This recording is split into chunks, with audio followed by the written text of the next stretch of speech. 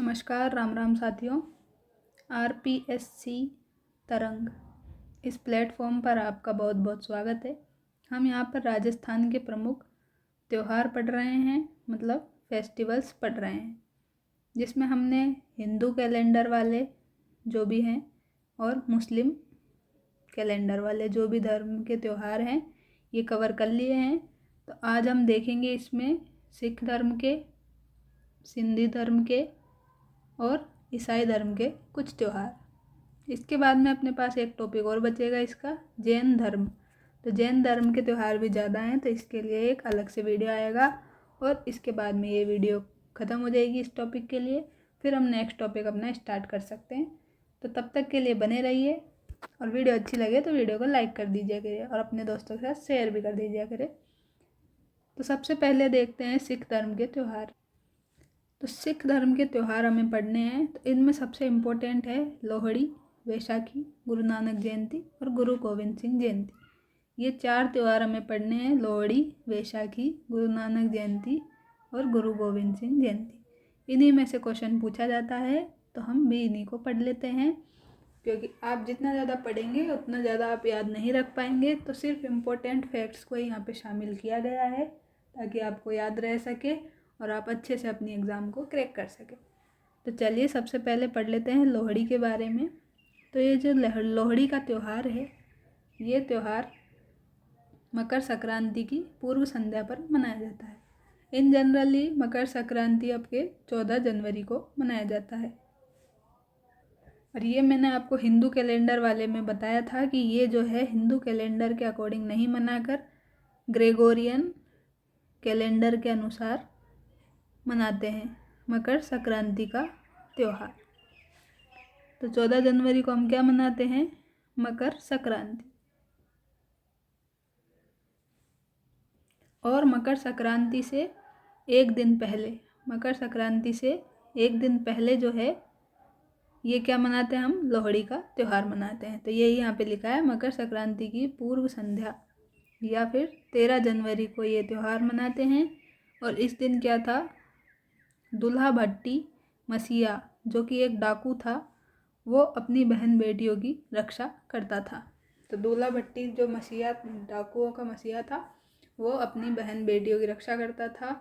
इसलिए इनके नाम से भी गीत गाकर तिल के व्यंजन रेवड़ी बनाकर इनको आग में प्रज्वलित करते हैं। तो इस तरह से ये त्यौहार मनाते हैं। तो यहाँ पे देखिए आप कैसे मनाते हैं। तिल्ली के या फिर आप गुड़ के जो भी मिठाइयाँ इस दिन बनाते हैं, और बीच में आप यहाँ पे जैसे लकड़ी जलाकर इसके चारों ओर आप घूमते हुए परिक्रमा करते हैं इसकी, और इसमें तिल और जो रेवड़ी है उसको आप अग्नि में डालते जाते हैं और इसकी परिक्रमा करके आप इस तरह से इस त्यौहार को मनाते हैं बहुत ही अच्छी तरह से। और इसकी जब आप परिक्रमा लगाते हैं उस टाइम पे आप गीत गाते हैं। तो इस तरह से आप ये त्यौहार मनाते हैं मकर संक्रांति से पहले। अब इनका नेक्स्ट त्यौहार है इम्पोर्टेंट, वैशाखी पर्व। तो ये जो वैशाखी पर्व है ये 13 अप्रैल को मनाते हैं। तो इस टाइम पे अप्रैल में क्या होता है, अपनी फसल कटाई होने लग जाती है। जनरली सभी जगह पे गेहूँ ज़्यादा बोया जाता है, तो गेहूँ को इस समय पे काटा जाता है। मार्च अप्रैल के टाइम पे काट लेते हैं, कहीं पे मई जून भी हो जाता है। तो ये अलग अलग क्षेत्र के अनुसार है। तो इस टाइम पे गेहूँ या फिर जो भी आपकी फसल आपने बोई है वो फसल कटाते हैं। तो फसल कटाई के अवसर पर ये मनाते हैं वैशाखी धर्म का त्यौहार। और 13 अप्रैल 1699 को क्या हुआ था? गुरु गोविंद सिंह ने खालसा पंथ की स्थापना भी की थी। क्या की थी? 13 अप्रैल 1699 को गुरु गोविंद सिंह ने खालसा पंथ की स्थापना की थी। और इसी दिन इनकी स्मृति में ही ये वैशाखी त्यौहार मनाया जाता है। और इस दिन जो डांस किया जाता है वो क्या करते हैं? भांगड़ा या गिद्दा करते हैं। तो ये बात हुई वैशाखी पर्व की। अब देखते हैं गुरु नानक जयंती के बारे में। तो जो गुरु नानक जयंती है वो कब मनाई जाती है? तो कार्तिक पूर्णिमा के दिन ये मनाई जाती है। और जो गुरु नानक जी थे इनका जन्म कहाँ पे हुआ था? तो इनका जन्म 1469 में तलवंडी, जो कि कहाँ पर है? तलवंडी पाकिस्तान में हुआ था। और अभी ये प्रेजेंट में इनका क्या नेम है? प्रेजेंट नेम इसका है तलवंडी का ननकाना साहिब। तो यहाँ पे इनका जन्म हुआ था। और कार्तिक पूर्णिमा के दिन ये जयंती मनाते हैं, गुरु नानक जयंती। और इस दिन छुट्टी भी रहती है स्कूलों की। और इन्होंने क्या किया था? करतारपुर शहर बसाया था। क्या किया था इन्होंने? करतारपुर नामक शहर इन्होंने, गुरु नानक जी ने बसाया था। और इनका निधन भी कहाँ पे हुआ? करतारपुर में ही हो गया था। और गुरु नानक जी ने गुरु ग्रंथ साहब ग्रंथ की रचना भी की थी। अब ये लास्ट त्यौहार है इनका, जो कि है गुरु गोविंद सिंह जयंती। तो गुरु गोविंद सिंह जयंती जो है पौष शुक्ल सप्तमी को मनाई जाती है। कब मनाई जाती है? पौष शुक्ल सप्तमी को मनाई जाती है। और 13 अप्रैल 1699 में 13 अप्रैल 1699 में गुरु गोविंद सिंह जी ने क्या किया था? खालसा पंथ की स्थापना भी की थी। और इन्होंने गुरु पद को समाप्त करके क्या किया था? गुरु ग्रंथ साहिब को अकाल गुरु घोषित कर दिया था।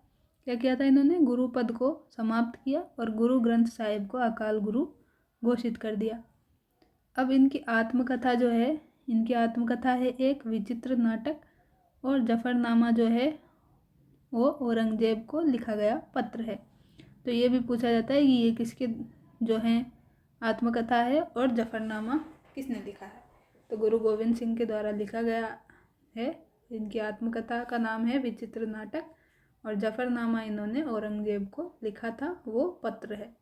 तो इस तरह से ये आपके सिख धर्म के त्यौहार हुए। अब हम देखते हैं सिंधी धर्म के त्यौहार। तो सिंधी धर्म के त्यौहार अब हम देखते हैं। इसमें भी 4 इम्पोर्टेंट हैं। तो सबसे पहले हम देखेंगे चालीहा महोत्सव।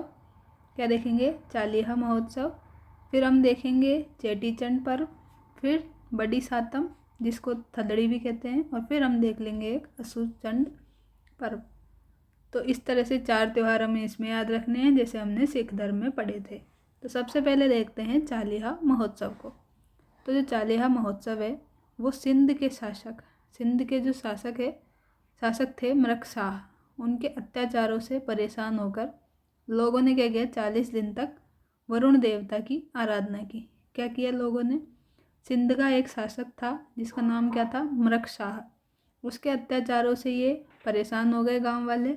और इन्होंने क्या किया? 40 दिन तक कोई भोजन नहीं किया और वरुण देवता से आराधना की, मतलब प्रार्थना की। और 40वें दिन क्या हुआ? फिर 40वें दिन झूलेलाल के रूप में यहाँ पर भगवान का अवतार हुआ।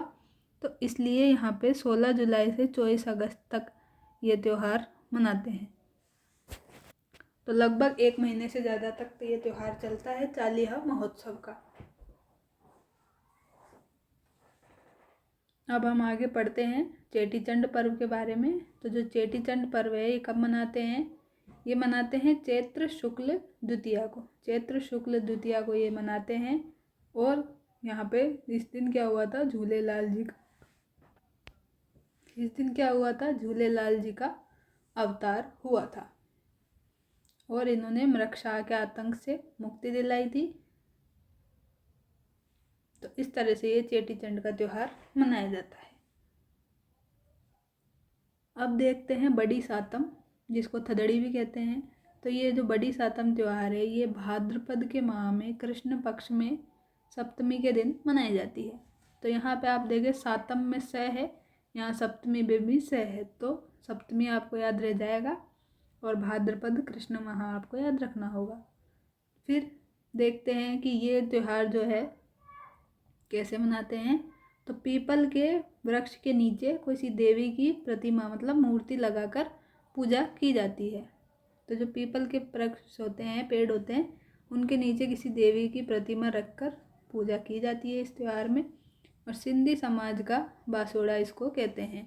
अपने समाज में कौन सा होता है? बासोड़ा को हम क्या कहते हैं? शीतला अष्टमी भी कहते हैं। तो उसी तरह से जिस दिन क्या होता है, हम ठंडा भोजन करते हैं इस दिन। इसी तरह से सिंधी समाज के जो लोग हैं वो भी भाद्रपद कृष्ण सप्तमी के दिन बड़ी सातम या थदड़ी मनाते हैं, जिसको बासोड़ा भी कहते हैं सिंधी समाज का। अब इसके बाद में इनका लास्ट जो त्यौहार है असू चंड पर्व। तो ये क्या है, ये फाल्गुन मास में शुक्ल पक्ष की चतुर्दशी को मनाया जाता है। और इस दिन क्या हुआ था, जो झूलेलाल जी थे वो स्वर्ग को लौट गए थे, मतलब अंतर्ध्यान हो गए थे। तो ये जो चालिया महोत्सव था उसके 40वें दिन तो झूलेलाल जी अवतरित हुए थे। और इसके बाद में जब ये अवतरित हुए जिस दिन, तो उसको क्या कहते हैं, उस दिन हम मनाते हैं चेटी चंड का त्यौहार। और ये चेटी चंड का त्यौहार जो चेटी चंड का जो त्यौहार है चैत्र शुक्ल प्रतिपदा या फिर एकम आप लिख सकते हैं, एकम को मनाते हैं। इसके बाद में कौन सा त्यौहार मनाते हैं, बड़ी सातम, या जिसको क्या कहते हैं थदड़ी भी कहते हैं, या फिर सिंधी समाज का बासोड़ा भी इसको कहते हैं। तो ये वाला त्यौहार हम मनाते हैं कब, भाद्रपद कृष्ण सप्तमी को। कब मनाते हैं ये, यहाँ मैं लिख देती हूँ, भाद्रपद कृष्ण सप्तमी को ये बड़ी सातम हम मनाते हैं। इसके बाद में एक लास्ट त्यौहार है जो कि यहाँ लिखा है असुचंड पर्व। ये फाल्गुन शुक्ल चतुर्दशी को मनाते हैं और इस दिन झूलेलाल जी स्वर्ग को वापस लौट गए थे, या फिर आप कह सकते हैं कि अंतर्ध्यान हो गए थे। इस तरह से हमने क्या देख लिए, सिंधी समाज के भी त्यौहार देख लिए, जिसमें हमने 4 त्यौहार इनके पढ़े हैं। और हमने सिख समाज के भी देख लिए। अब लास्ट में बारी बचती है ईसाई धर्म के त्यौहार पढ़ने की। तो ईसाई धर्म के त्यौहार भी अब हम देख लेते हैं। ईसाई मतलब क्रिश्चियंस, तो क्रिश्चियन के त्यौहार हम देखते हैं। इसमें सबसे इम्पोर्टेंट त्यौहार है क्रिसमस डे। तो क्रिसमस डे आपको सभी को पता होगा कि 25 दिसंबर को मनाया जाता है। तो 25 दिसंबर को ये मनाते हैं, इस दिन ईसा मसीह का जन्म हुआ था, इसलिए ये मनाते हैं, ऐसा कहा जाता है। और स्कूल में भी ये मनाया जाता था। तो अगर आपको भी पता हो, आपके स्कूल में मनाया गया हो, तो आप कमेंट बॉक्स में ज़रूर लिखें। इस दिन क्या करते हैं, स्कूल वाले बच्चों से क्रिसमस ट्री बनवाते हैं। उनसे क्या बनवाते हैं, क्रिसमस ट्री बनवाते हैं, और सेंटा क्लॉज आता है और बच्चों को बहुत सारे गिफ्ट देकर जाता है। तो इस तरह से आप सभी को क्रिसमस के बारे में तो पता ही होगा। तो आपको इतना ही याद रखना है, क्रिसमस 25 दिसंबर को मनाया जाता है और ईसा मसीह का जन्मदिन इस दिन होता है। अब गुड फ्राइडे की बात करते हैं। तो गुड फ्राइडे जो है, ईसा मसीह को सूली पर चढ़ाया गया था इस दिन, इसलिए गुड फ्राइडे मनाया जाता है। और ये ईस्टर के रविवार के पहले वाला शुक्रवार होता है। तो ईस्टर माह होता है इनके, उसमें रविवार जो आता है उसके पहले वाले शुक्रवार को ये मनाते हैं गुड फ्राइडे। तो ये आप इसको इम्पोर्टेंट मार्क कर लें और गुड फ्राइडे याद रखें। इसके बाद में ईस्टर डे है। तो ईस्टर डे जो है, इस दिन कहते हैं कि ईसा मसीह जो थे, जिनको सूली पर लटकाया गया था, वो इस दिन पुनर्जीवित हो गए थे, और ये दिन रविवार का दिन था। तो जो 2 मार्च से 22 अप्रैल के बीच जो पूर्णिमा आती है, उसके बाद वाले संडे को ये ईस्टर डे होता है।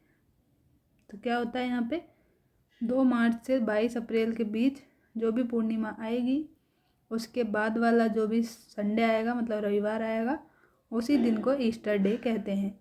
तो इसको आप 1-2 बार पढ़ लें तो आपको अच्छे से याद हो जाएगा। ईस्टर डे, ईसा मसीह पुनर्जीवित हुए थे, और कैसे ईस्टर डे आता है इसके बारे में यहाँ पे लिखा गया है।